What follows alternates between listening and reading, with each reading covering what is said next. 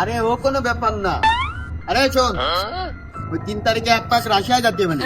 ওই 1 কাপ চা খাওয়া দাঁত পিড়েছে, তুই রেডি হয়ে বাজারে চলে আসিস। 3 তারিখই? হ্যাঁ 3 তারিখে রাশিয়া যাওয়ার টাইম আছে। 3 তারিখই সুপ্রিয় সম্মানীয় শৈলকুপাবাসী এবং আমার ভালোবাসার শৈলকুপার ভাইয়েরা, আমরা আসছে 3 তারিখ আমরা আপনাদের শৈলকুপার ভ্রমণে আসছি। এক কথায় আপনাদের অনুমতি পেয়েছি আমরা। আসছে 3 তারিখ আমরা সকালে আপনাদের কবিরপুরে বাজারে যাব।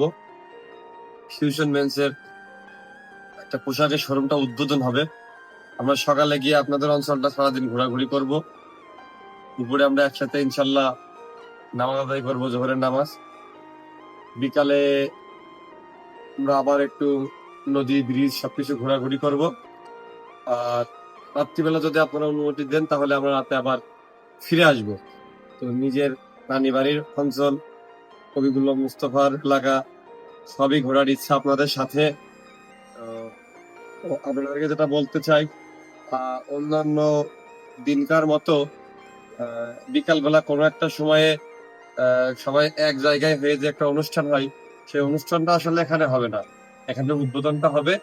আর সম্ভবত ওই দিনে আমাদের শবে বরাত ওই দিনে হওয়ার একটা অনেকের কাছে মুখে শুনছি আর কি, নিশ্চয়তা আমি জানি না।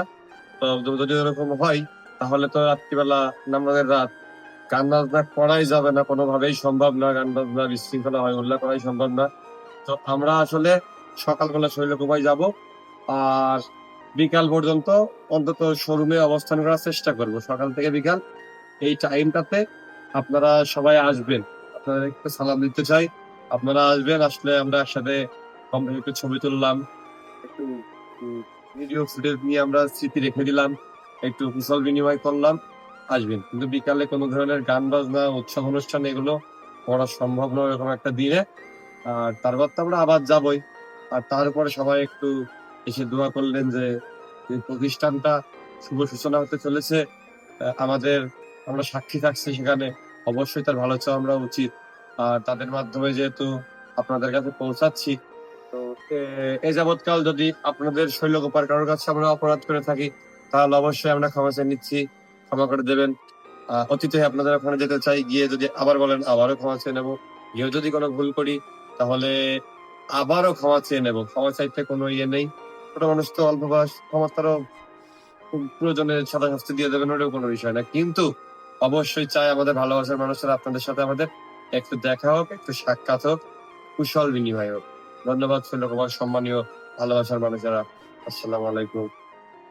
রাশিয়া ভাই আমার শৈল বড় আগে। তাহলে আমি একাই গেলাম, টেনশন হইতে। রাশিয়া তো পারমাণবিক অস্ত্র আছে, লাগাবি শৈলকুমার ম্যানগের সাথে সমান করতে হবে, রাশিয়ায় থাকবে না।